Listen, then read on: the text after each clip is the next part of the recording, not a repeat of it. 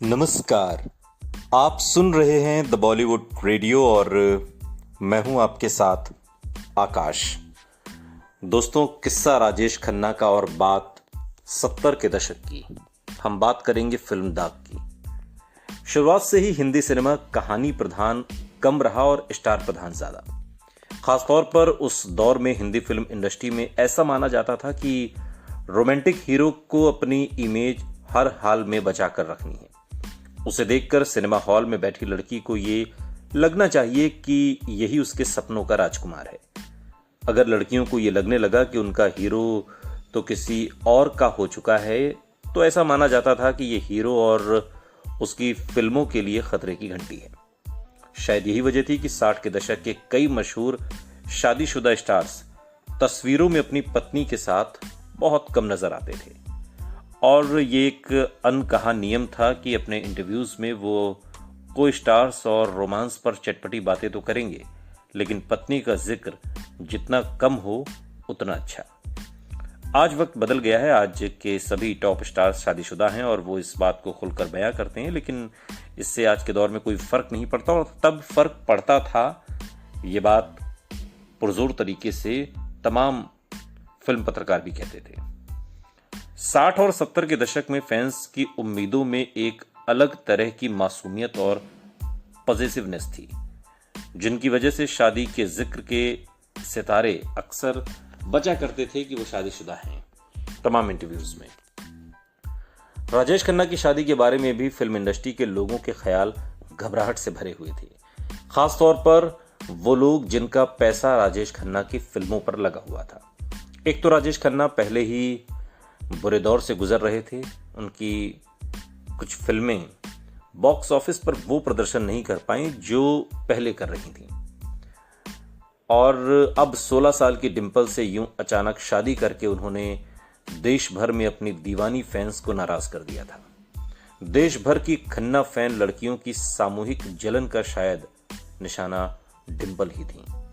मशहूर फिल्मकार ऋषिकेश मुखर्जी तो अक्सर हंसते हुए राजेश खन्ना की एक दीवानी फैन का किस्सा सुनाया करते थे। राजेश खन्ना की शादी से ये फैन इतनी ज्यादा खफा हुई कि उसने गुस्से में एक कुत्ता खरीद लाई और इस कुत्ते का नाम उसने डिंपल रख दिया। फिर नाम ले लेकर वो हर रोज इस कुत्ते की पिटाई भी करती थी। मोहल्ले वालों के लिए जब कुत्ते का चीखना बर्दाश्त से बाहर हो गया तो उन्होंने पुलिस में शिकायत कर दी।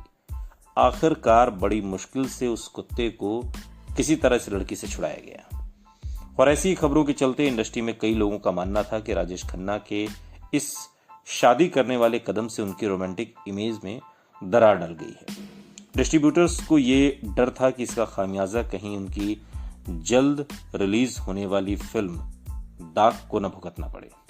दाग यशराज बैनर तले बनने वाली पहली फिल्म थी। ये बैनर आज देश की सबसे बड़ी फिल्म प्रोडक्शन कंपनी बन चुका है और अंतर्राष्ट्रीय स्तर पर भी अपने पंख फैला रहा है। इस बैनर की नींव यश चोपड़ा ने रखी थी, जो पहले अपने बड़े भाई बी.आर. चोपड़ा के साथ काम करते थे। 1969 में वो बी.आर. फिल्म्स की इत्तेफाक में राजेश खन्ना को निर्देशित कर चुके थे और अब बी.आर. चोपड़ा से अलग होकर यश अपनी कंपनी शुरू करना चाहते थे। शुरुआत में पैसों की कमी के चलते उन्हें काफी दिक्कतों का भी सामना करना पड़ा।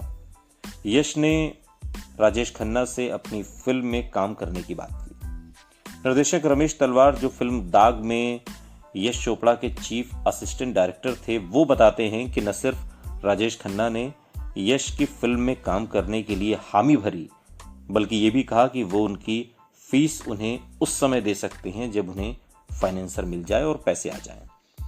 उस जमाने में फिल्म पत्रिका और इंडस्ट्री में ये जिक्र खूब होता था कि यश चोपड़ा राजेश खन्ना की मदद और उदारता से इतने खुश हैं कि उन्होंने अपनी कंपनी का नाम यश और राज को मिलाकर यशराज रखा।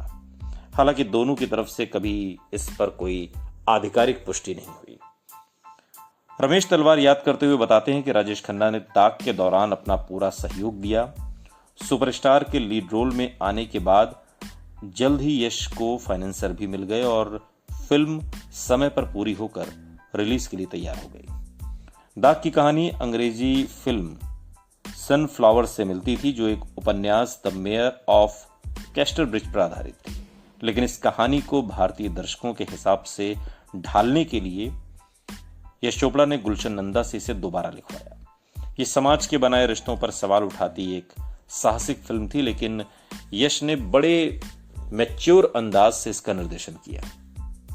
राजेश खन्ना ने बेहतरीन रोमांटिक किरदार निभाया और अपनी खास अदाएं काबू में करके उन्होंने बेहद संयमित परफॉर्मेंस दी। बॉक्स ऑफिस पर फिल्म की शुरुआत धीमी थी, लेकिन कुछ ही दिन में थिएटर्स में फैंस की भीड़ फिर लौट आई। राजेश खन्ना की शादी के बावजूद उनके फैंस ने उन्हें छोड़ा नहीं था। सबको गलत साबित करते हुए फिल्म दाग ने कामयाबी का परचम लहरा दिया। प्यार के रिश्तों की गहराई, उनकी उलझन और इन रिश्तों पर जमाने की बंदिशों को बयां करते हुए गीतकार साहिर लुधियानवी ने बेहद खूबसूरत गीत लिखे। दाग में जहां मेरे दिल में आज क्या है तो कहे तो मैं बता दूं, या फिर हम और तुम, या जब भी जी चाहे नई दुनिया बसा लेते हैं लोग, ये गीत बहुत मशहूर हुए और आज भी सुने जाते हैं। वहीं महिलाओं के परिप्रेक्ष्य में लिखा गया मैं यार मनाना नहीं जैसा प्रयोगात्मक गीत भी काफी बोल्ड गीत था और इसे भी लोगों ने खूब पसंद किया। साहिर लुधियानवी की खासियत थी फिल्मी शायरी की हद में रहते हुए वो गहरी बात कह जाते थे। फिल्म दाग के एक सीन के लिए उन्होंने शायरी भी लिखी थी जो राजेश खन्ना पर फिल्माई गई। ये डायलॉग फिल्म के अहम सीन में सुनाई देता है और अपनी खूबसूरत आवाज से राजेश खन्ना ने इसमें एक तरीके से जान डाल दी और ऐसा लगता है कि जैसे ये लाइनें जिंदगी और करियर की आपाधापी से गुजरते हुए सुपरस्टार की अपनी कहानी हो। निजी जिंदगी में भी ये लफ्ज राजेश खन्ना के दिल के बेहद करीब थे और यही वजह थी कि उस दौर से लेकर अपनी जिंदगी के आखिरी दिनों तक जब भी उन्हें किसी मंच पर बुलाया जाता तो वो इन पंक्तियों को दोहराना नहीं भूलते। साहिर लुधियानवी की ये लफ्ज जैसे राजेश खन्ना की जिंदगी का सार थे। इज्जतें, शोहरतें, चाहतें, उल्फतें। इज्जतें, शोहरतें, चाहतें, उल्फतें, कोई भी चीज दुनिया में रहती नहीं। आज मैं हूं जहां कल कोई और था। आज मैं हूं जहां कल कोई और था। ये भी एक दौर है, वो भी एक दौर था। सुनते रहिए द बॉलीवुड रेडियो, सुनता है सारा इंडिया।